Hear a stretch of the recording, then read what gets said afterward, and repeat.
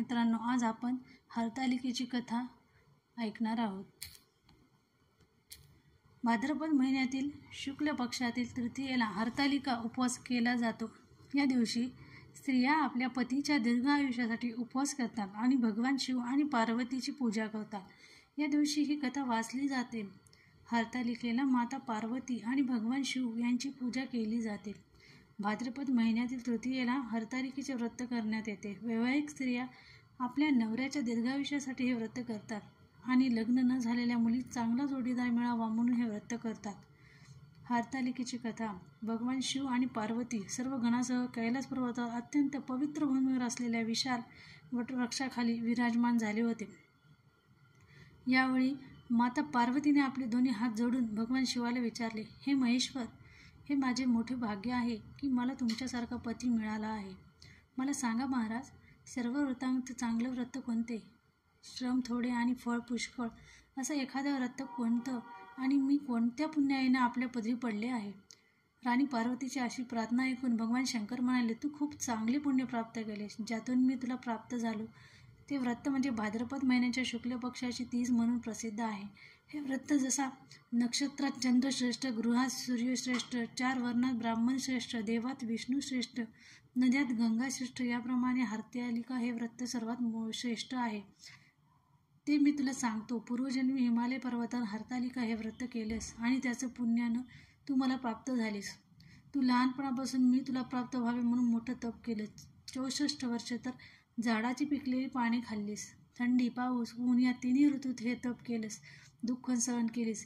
हे तुझे श्रम पाहूनच तुझ्या वडिलांना फार दुःख झालं आणि अशी कन्या कोणास द्यावी अशी त्यांना चिंता पडली। इतक्यात तिथं नारद मुनी आले। हिमालयाने त्यांची पूजा व येण्याचे कारण विचारले तेव्हा नारद म्हणाले, तुझी कन्या उपवर झाली आहे, ती विष्णूला द्यावी, तो तिच्या योग्य नवरा आहे।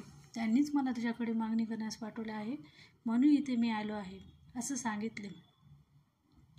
हिमालय राजा म्हणाला, महाराज, हे माझे सौभाग्य आहे। ही माझी कन्या भगवान विष्णूंनी स्वीकारली आहे आणि मी नक्कीच माझी कन्या त्यांना देईन असे आश्वासन दिल्यावर नारदजी वैकुंठाला गेले। हे ऐकून तुला खूप वाईट वाटलं आणि तू तुझ्या मैत्रिणीकडे गेलीस आणि तुझा शोक पाहून ती म्हणाली, देवी, मी तुला अशा गृहेत तपश्चर्यासाठी घेऊन जाईन जिथे महाराज हिमालयालाही सापडणार नाहीस असे बोलून उमा तिच्या मैत्रिणीसह हिमालयाच्या खोल गुहेत अंतर्धान पावली। महाराज हिमालय घाबरले आणि त्यांनी पार्वतीला शोधत विलाप करू लागले। तू तुझ्या मैत्रिणीसोबत त्या गुहेत अन्न पाण्याशिवाय माझे व्रत सुरू केलेस। नदीच्या वाळूने शिवलिंग बनवले आणि विविध फुलांनी त्याची पूजा केली। तो दिवस भाद्रपद महिन्यातील शुक्ल पक्षातील तृतीया तिथी हस्त नक्षत्र होता। तुझ्या उपासनेमुळे माझे सिंहासन हलले आणि मी तुझ्यासमोर आलो, तुला दर्शन दिलं, तुझी इच्छा विचारू लागलो। हे ऐकून तू मला सर्व हकीकत सांगितली। तुम्ही माझे पती व्हा, याशिवाय दुसरी इच्छा नाही असेही सांगितले। ती गोष्ट मी मान्य केली व गुप्त झालो। त्यानंतर वाळूच्या मूर्तीचे तू नदीत विसर्जन केलंस। तिथे नदीच्या काठावर तुमचे नगरवासी महाराज हिमालयासोबत होते। ते तुम्हाला भेटले आणि रडायला लागले। तसे तेथे येण्याचे कारण विचारले। मग तू सर्व झालेली हकीकत वडिलांना सांगितलीस। पुढे त्यांना तुला मलाच देण्याचे वचन दिलं। तुला घेऊन घरी गेले। मग काही दिवसांनी चांगला मुहूर्त पाहून माझ्याशी विवाह लावून दिला।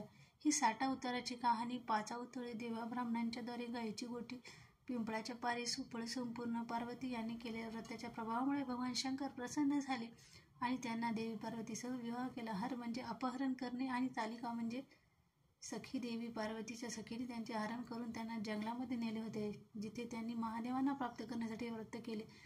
त्यामुळे या व्रताला हरतालिका असे म्हटले जाते। हर हर महादेव, हर हर महादेव।